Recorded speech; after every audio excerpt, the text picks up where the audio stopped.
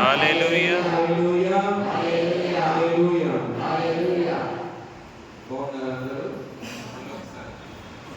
బాగున్న వాళ్ళందరూ కూడా గట్టిగా చప్పట్లు కొట్టండి. Praise the Lord. ఇంకా బాగుండాలి అనుకున్న వాళ్ళు గట్టిగా చప్పట్లు కొట్టండి. సో చాలా సంతోషం సిస్టర్ గారు మా జీవితం అంటే నేను బ్రదర్గా ఉన్నప్పుడు ఏజెన్సీలో 2012లో సిస్టర్ గారు కానూరులో ఉన్నారు. సో అప్పుడే వాక్యం చెప్పడం కూడా మొదలుపెట్టింది. చాలా సంతోషం సిస్టర్ గారిని ఇక్కడ కలుసుకోవడం అనేది. సో అవర్ సిస్టర్, ప్రియమైన సహోదరి సహోదరులారా, ఈరోజు మనము విన్నటువంటి సువిశేష పఠనం మనం చాలాసార్లు విన్నాం. ఇది ఒక చిన్న ప్రశ్న అడుగుతా, మీరు సమాధానం చెప్పాలి. ఈరోజు విన్నటువంటి సువిశేష పఠనం ఎన్ని సువార్తలలో ఉంది చెప్పిన వారికి గొప్పది.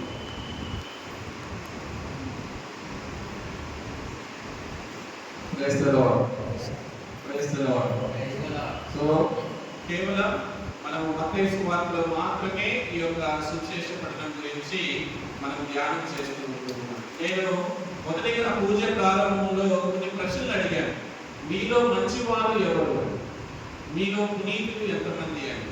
మీలో మరేపరిలాగా ఉన్నటువంటి జీవితాలు ఎంతమందికి ఉన్నాయి? మనలో జోసఫ్ గారు లాంటి మంచి జీవితాలు ఎంతమందికి ఉన్నాయని అడిగాను. అంటే మీలో ఒక్కరు కూడా చేయట్లేదు. ఒక్కరు కూడా నేను మంచిదాన్ని, నేను మంచివాడిని అని ముందుకు రాలేదు. అని అంటే మీరందరూ ఎవరని ఒప్పుకుంటున్నారు? మీకు మీరే మేము మంచి వాళ్ళము తాము, మేము పునీతులము తాము, మేము దేవదూతలము తాము. Praise the lord. అవునా కదా? మీరు ఒప్పుకున్నారా లేదా? Praise the lord. Praise the lord. Praise the lord. Praise the lord. So పూజ అయిపోయిన తర్వాత చికెన్ కొంటారా? చికెన్ కొని పూజకి వస్తారా మీరు? ఈరోజు ఏదో ఒకటి ఉండాలి కదా ఇంట్లో. అవునా కదా? మనం ఇప్పుడు మార్కెట్కి వెళ్ళినప్పుడు టమాటాలు కొంటుంటాం, కూరగాయలు కొంటూ ఉంటాం. సో మనం అక్కడ ఉన్నటువంటి కూరగాయల పుట్టలో నుంచి ఎలాంటి కాయలు మనం తీసుకుంటాం? ఎండిపోయినవి, పాపం ఎవరు కొనలే, ఈ షాప్ వాళ్ళకి నష్టం వచ్చింది, ముదిరిపోయిన బెండకాయ తీసుకుందాం, సగం కుళ్ళిపోయిన టమాటాలు తీసుకుందాం, చేయలేనటువంటి దోసకాయలు కొనుక్కొని మనమే ఈ బాధను భరించుదామని కూలిపోయినవి, ఎండిపోయినవి, పాడైపోయిన కూరగాయలు తీసుకొని వస్తారా? లేక శ్రేష్టమైనటువంటివి, మంచివి, తాజాగా ఉన్నవి మళ్ళీ దాన్ని ఇట్లా పొట్టుకొని, బెండకాయలు అయితే దాన్ని అట్లా విరిచి ఇది లేతగా ఉందా, మంచిగా ఉందా, ఈ సొరకాయ ఎలా ఉంది, ఈ దోసకాయ చేతిగా ఉందా లేదా. చిన్నప్పుడు అయితే దోసకాయ అబ్బాయి కొంచెం మళ్ళీ కట్టెలు మొక్క తినమని చెప్పేవాళ్ళు. అవునా కదా?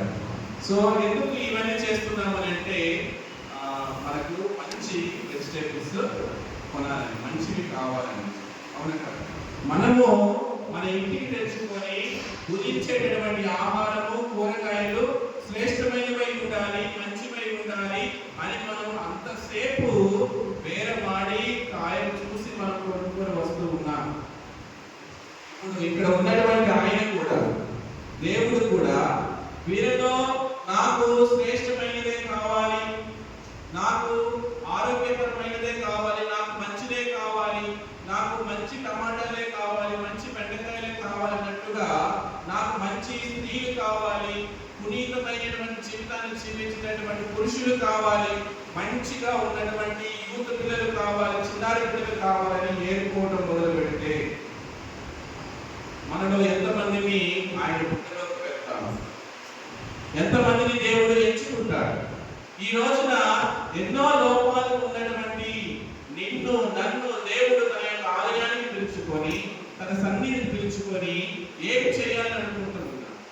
ఈ రోజున ఎలాంటి లోపం లేనటువంటి వాళ్ళు చెయ్యి పైకెత్తండి అని అన్నప్పుడు ఒక్కరు కూడా చెయ్యి పైకెత్తలేదు. నేను ఎత్తానా? నేను కూడా చెయ్యి పైకెత్తలేదు. కారణం ఏమిటంటే, ప్రియమైన సహోదరి సహోదరులారా, ఈ దేవాలయం అనేది, ఈ ప్రార్థనలు అనేవి, ఈ క్రైస్తవ జీవితం అనేది మనలను పునీతులుగా చేసేటటువంటి ఒక సత్రం, హాస్పిటల్. ఈ దేవాలయానికి పునీతులను దేవుడు పిలవడం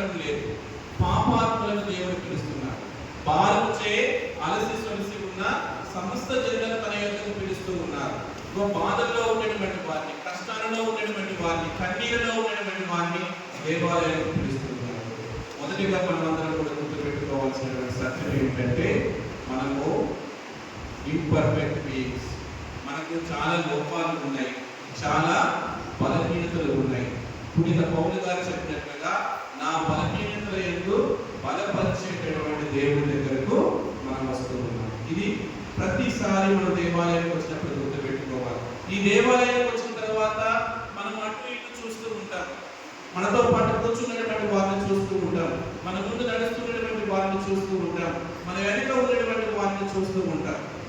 వారు మనంత విధంగా జీవితంలో లేకపోయినా వారు కూడా దేవాలయానికి వచ్చారు అంటే దాని అర్థం ఏంటి? వారు కూడా రక్షణ పొందాలని దాని యొక్క అర్థం. అందుకనే ఈనాటి 3 పట్టణాల సారాంశం ఇదే.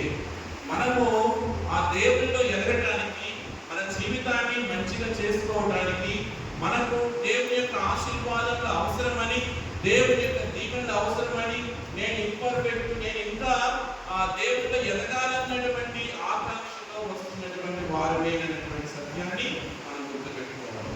రెండవది, మన విచారణలో, మన సంఘంలో మనం చేయవలసినటువంటి రెండవ పని ఏంటంటే, ఇతరులకు మనము తీర్పు తీర్చకూడదు. నేను మీకు తీర్పు తీర్చకూడదు, నాకు మీరు తీర్పు తీర్చకూడదు. ఏంటి ఫాదరు, ఏంటి అమ్మగారు, ఏంటి సంఘస్థులు అనేటటువంటి ప్రశ్న వేసేటటువంటి అధికారము మనకు లేదు. కారణం ఏంటి?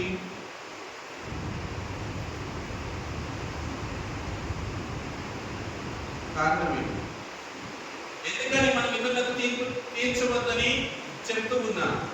ఎందుకు మనం ఇతరులను జడ్జి చేయొద్దు, ఎందుకు ఇతరులకు మనం న్యాయ తీర్పు విధించవద్దు అని చెప్తున్నానంటే, మనమే పర్ఫెక్ట్ కాదు, మనమే అన్ని రకాలుగా అన్ని విధాలుగా పర్ఫెక్ట్ గా ఉన్నటువంటి వారు కాదు. కాబట్టి ఇతరులకు ఎలాంటి పరిస్థితుల్లో కూడా మనము తీర్పు తీర్చవద్దు.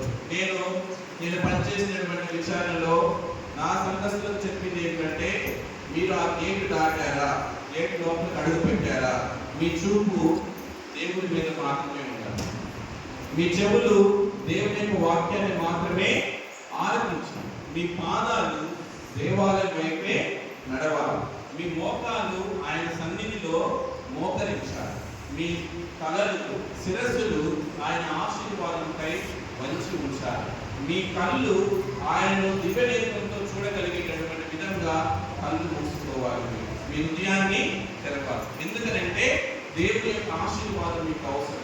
ఇలాగ గేటు దాటి లోపలికి వస్తున్నప్పుడు మన చూపు, మన ప్రవర్తనలో ఏదైనా మార్పులు వస్తున్నాయంటే దేవుని యొక్క ఆశీర్వాదాన్ని మనం పొందలేము. రెండో విషయం, praise the lord, praise the Lord. మూడవదిగా సొలొమోను జ్ఞాన గ్రంథము 12వ అధ్యాయం 12వ అధ్యాయం 13వ వచనం చూస్తారు. చదువుతారా మీరు? అలవాటుగా సొలొమోను జ్ఞాన గ్రంథము 12వ అధ్యాయం 13వ వచనం. అన్ని ప్రాణులను కాపాడునది నీవే, నీవు తప్ప మరి యొక్క దైవము లేడు, కనుక నీ తీర్పు న్యాయమైనదేనని నీవెవరికి నిరూపింపనక్కర్లేదు. Praise the lord, praise the lord. గుర్తుపెట్టుకోవాలి ప్రియమైన సహోదరి సహోదరులారా, దేవుడు ఒక్కడే తీర్పరి, ఇంకెవరు కూడా తీర్పరులుగా ఇక్కడ నియమించబడలేదు. దేవుడు మాత్రమే మనకు న్యాయాన్ని వసికేటటువంటి తీర్పరి, దేవుడు మాత్రమే సత్య స్వరూపుడు, దేవుడు తప్ప ఇంకొక వ్యక్తి తీర్పరిగా దేవుడు నియమించలేదు. యేసు ప్రభు దగ్గరకు ఒకసారి, మీరు నన్ను వింటున్నారా? అందరం కలిసి ధ్యానం చేద్దాం. స్పెషల్ గా నేను చెప్పేది కాదు, మనందరం కలిసి ఈరోజు వాక్యం మీకు మాత్రమేనా, నాకు వద్దా? మీరు మాత్రమే మంచిగా సరిపోయిందా, నేను కావద్దా? కాబట్టి మీరు నాతో పాటు ఆలోచిస్తూ వాక్యం వింటేనే అర్థమవుతుంది, లేకపోతే అర్థం కాదు. నేను చెప్పే విధానం ఆ విధంగా ఉంటుంది. ఇది మూలలో కాదు, ఇది డైలాగ్. వాక్యం అనేది మనందరం కలిసి ధ్యానం చేయాలి. నేను మాత్రమే చెప్పి మీరు మాత్రమే వింటే మీరే మంచిగా లేకపోతారు. నేను కూడా మంచివాడిని అవ్వాలి. కాబట్టి ఒకసారి యేసు ప్రభు దగ్గరికి ఇద్దరు అన్నదమ్ములు వచ్చి అడుగుతారు, అయ్యా ఇగో నా ఆస్తిలో భాగము నా తమ్ముడు ఇవ్వటం లేదు, మా అన్నయ్య ఇవ్వటం లేదని గొడవ పడుతూ ఉన్నప్పుడు యేసు ప్రభు అంటారు, అసలు మీకెవరు నేను న్యాయాధిపతిగా నియమించబడ్డానని చెప్పారు. ప్రభువే చెప్తూ ఉన్నారు, ఇతరులకు మనం ఎలాంటి పరిస్థితులలో న్యాయ తీర్పు విధించకూడదు. ఇది మూడవ విషయం మనం గుర్తుపెట్టుకున్నాం. ప్రియమైన సహోదరి సహోదరులారా, దేవుడి దగ్గరికి వచ్చినప్పుడు ఒకటే ఉద్దేశంతో రావాలి. మీరు దేవాలయానికి వస్తున్నారు అంటే మనకు దేవుడు అవసరం కాబట్టి వస్తున్నారు. దేవాలయానికి మీరు కానుకలు వేస్తున్నారు అంటే ఫాదర్ అడిగితే మీరు ఇవ్వడం పెద్ద గొప్ప లేదు.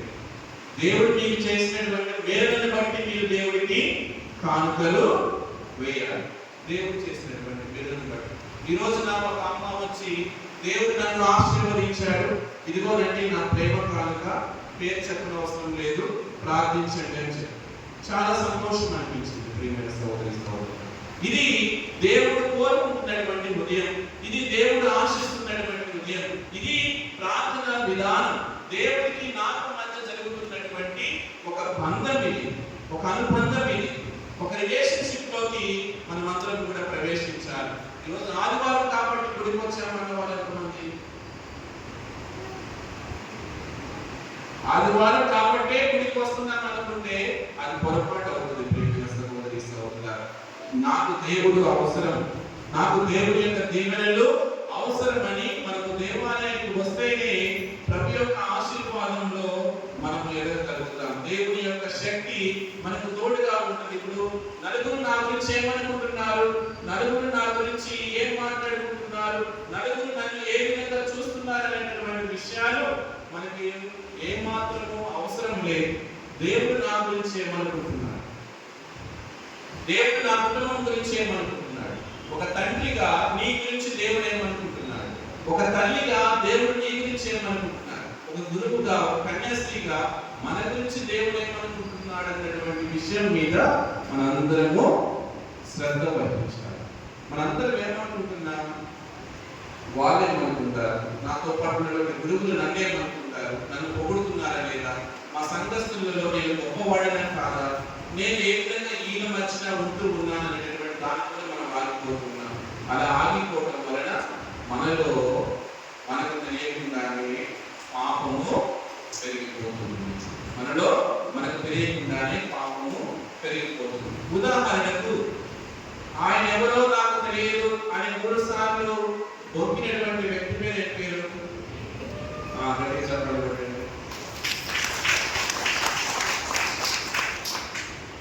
తర్వాత ఒక కొడుకు కోసం మౌనికమ్మ తన కొడుకు కోసం దాదాపు 30 సంవత్సరాల పైన ప్రార్థించిందంట. ఆ కొడుకు పేరు ఏం పేరు?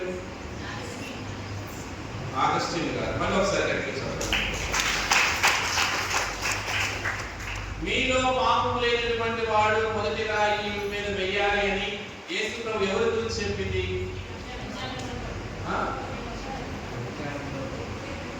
పేరు ఏదో ఉందిగా, మరియా మగ్దలేనమ్మ. తర్వాత నువ్వు దిగిరా, నేను నీతో నీ ఇంటిలో ఉంటానని చెప్పింది ఎవరి గురించి? సర్వసర్వం చెప్తారే. Praise the lord, praise the lord. ప్రియమైన సహోదరి సహోదరులారా, యేసు ప్రభువు, ఇప్పుడు మనం విన్నటువంటి ఈ పేరు యేసు ప్రభువు వాళ్ళ జీవితంలోకి వచ్చేంత వరకు వాళ్ళ జీవితాలు ఒక రకంగా ఉన్నాయి. ఎప్పుడైతే యేసు ప్రభు వారి యొక్క జీవితంలోకి వచ్చారో వారి జీవితాలు ఏ విధంగా ఉన్నాయని ఒకసారి ఆలోచన చేద్దాము. యేసు ప్రభువు ఎప్పుడైతే నీలో ఎవరైతే పాపం చేయలేదో వారు మాత్రమే మొదటి రాయి ఈ మీద వేయండి అని ఎవరి గురించి చెప్పారు? మరియా మగ్దలేనమ్మ గురించి చెప్పారు. వ్యభిచారంలో పట్టుబడినటువంటి స్త్రీ గురించి చెప్పారు. ఊరందరూ రాళ్ళు పట్టుకొని వచ్చారు, ఇదిగో ఈమె వ్యభిచారంలో పట్టుబడింది, మోషే ధర్మశాస్త్రం ప్రకారం ఈమె ఏం చేయాలి? రాళ్ళతో కొట్టి చంపాలి. అప్పుడు యేసు ప్రభు ఏమన్నారు? మీలో పాపం చేయని వాడు మొదటిగా రాయి వేయండి అని చెప్పి నేల మీద రాసేసి ఉంచారు. పెద్దవాళ్ళను మొదలుకొని చిన్న వాళ్ళ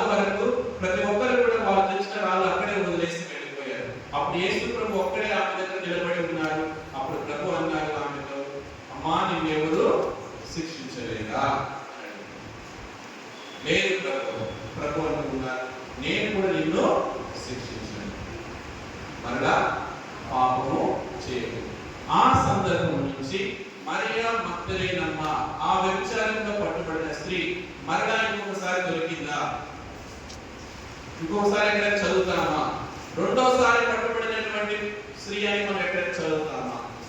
ఆమె గురించి బైబిల్ గ్రంథంలో ఎక్కడా చదువు. ప్రియమైన సహోదరి సహోదరులారా, దేవుని యొక్క స్పర్శ, దేవుని యొక్క వాక్యం, దేవుని యొక్క చూపు, దేవుని యొక్క దయ పొందినటువంటి వ్యభిచారంలో పట్టుబడినటువంటి స్త్రీ మారు మనసు పొంది నూతన జీవితాన్ని జీవిస్తుంది. ఇదిగో నా కొడుకు విచ్చలవిడిగా జీవిస్తున్నాడు, మంచి మార్గంలో వెళ్ళడం లేదు, కనీసం ఆదివారం కూడా పూజలకు వెళ్ళడం లేదు, ప్రార్థన చేయడం లేదు, దివ్య సప్రసాదం తీసుకోవడం లేదు, ఈ చెడు వ్యసనాలకు బానిస అయిపోతున్నాడని ఆ తల్లి మౌనికమ్మ దాదాపు 30 సంవత్సరాలు కన్నీటి ప్రార్థన చేస్తే ఆ చివరికి అగస్టిన్ గారు మారు మనసు పొందినప్పుడు వాళ్ళ ఫ్రెండ్స్ ఆయన యొక్క ప్రేయసి అగస్టిన్ ఎటు వెళ్తున్నావు అని అన్నప్పుడు అగస్టిన్ గారు అన్నారంట, నువ్వు అనుకున్నటువంటి అగస్టిన్ ఎప్పుడో చచ్చిపోయాడు, దిస్ ఈస్ న్యూ అగస్టిన్, నేను కొత్త అగస్టిన్ ని అని సమాధానం చెప్పాడు. అదే అగస్టిన్ గారు గురువయ్యారు, బిషప్ గారయ్యారు, ఒక పెద్ద సభను ప్రారంభించి ఉన్నారు అగస్టినియన్స్ అని.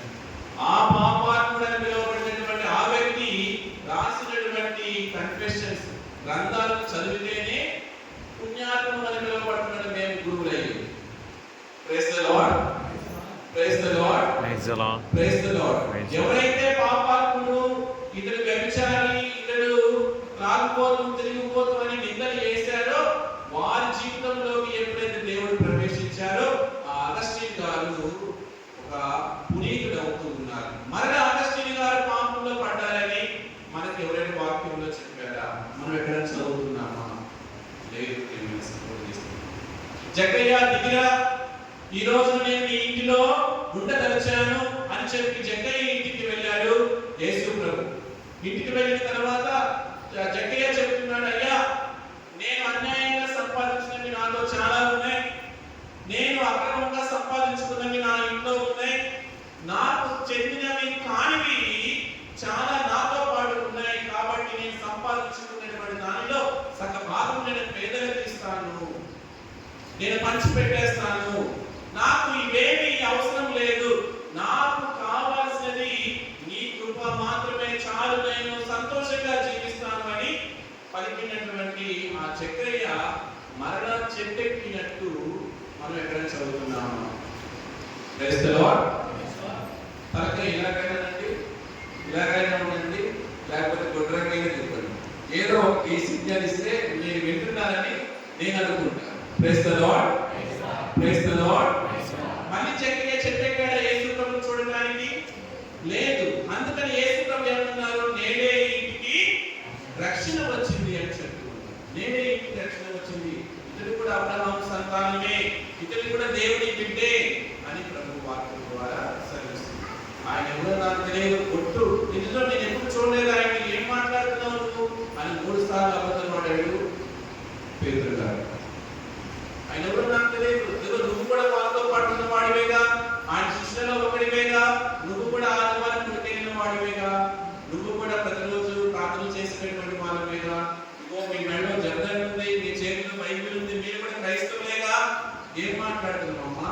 ఈ బూత్ ఎలా వస్తుంది అమ్మా? ఏం గొడవ లేదమ్మా, మీ ఇంట్లో ఈ డిస్టర్బెన్స్ ఏందమ్మా అంటే ఏమన్నా ఈ జర్దన్కి నాకు ఎలాంటి సంబంధం లేదు, ఈ బైబిల్కి నాకు ఎలాంటి సంబంధం లేదని చెప్పకుండానే మనం చెప్తున్నాం. పేతురు గారిని కూడా అడిగారు ఆ రాత్రి వేళ, నువ్వు కూడా వాళ్ళలో ఒకరివాడు. అప్పుడు పేతురు గారు అన్నారు, నేను అసలు నాకు సంబంధం లేదు, ఆ యేసు అనేటువంటి పేరు నేను ఫస్ట్ టైం వింటున్నా అనేటటువంటి మాటలు పేతురు గారు పలికారు. ఎన్నిసార్లు? 3 సార్లు. అదే పేతురు గారు 3వసారి కూడా చూసే టయానికి దేవుడు చెప్పినటువంటి మాట గుర్తుపెట్టుకున్నాయి.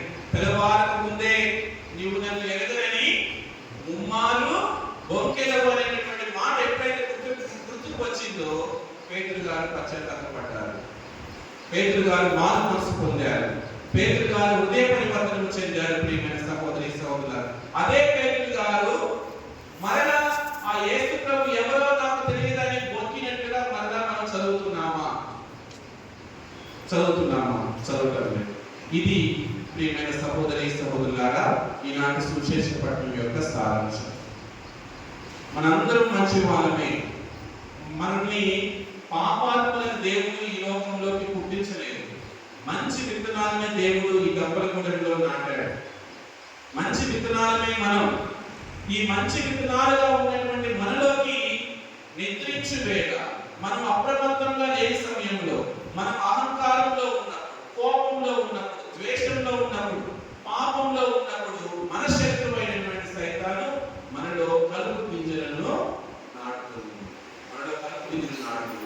సో ఒక చూపుతో, ఒక మాటతో హృదయ పరివర్తనం చెందింది మరియ మంత్రులైనమ్మ, మరలా పాపం చేయలేదు. ఒక పిలుపుతో చెట్టుకి వచ్చాడు జక్కయ్య, మరలా చెట్టు ఎక్కలేదు. మీరు ఎన్నిసార్లు ప్రసంగం వింటున్నారు? మీరు ఎన్నిసార్లు దివ్య ప్రసాదం తీసుకుంటున్నారు? మీరు ఎన్నిసార్లు దేవాలయానికి వస్తున్నారు?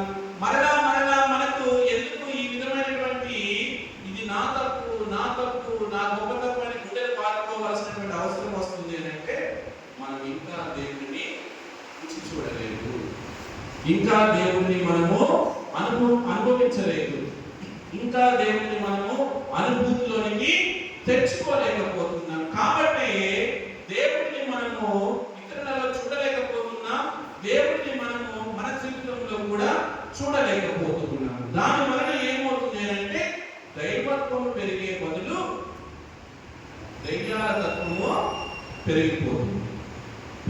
బైబిల్ పట్టుకునేటువంటి ఆ చేతిలోనే పీకలు పట్టుకుంటూ ఉన్నాం, పట్టిల్లు పట్టుకుంటూ ఉన్నాం. Praise the lord, praise the lord, praise the Lord. జపమాల జపించినటువంటి ఆ పెదాలతోనే, స్తుతులు పలికినటువంటి ఆ నోటితోనే ఇతరులను దూషిస్తూ ఉన్నాం, ద్వేషిస్తూ ఉన్నాం. ప్రియమైన సహోదరి సహోదరులారా, ఈ కలుపు మొక్కలను మనము పీకి పారవేయాలి. ఈ కలుపు మొక్కలను మనం తీసివేయాలి. సో ఇప్పుడు నేను ఏలూరులో మేజర్ థియాలజీ సుపీరియర్ ఫాదర్గా పనిచేస్తున్నాను. నేను అక్కడ ఛార్జ్ తీసుకున్న వెంటనే ఫార్మేట్ ఇన్ఛార్జ్ ఫాదర్ ఫోన్ చేసి, ఫాదర్ 2 బ్రదర్లకు డైట్మెంట్ ఇవ్వాలి, రిపోర్ట్ రాసి పంపించండి అన్నారు. నేను వెళ్ళి వారమే అవుతుంది.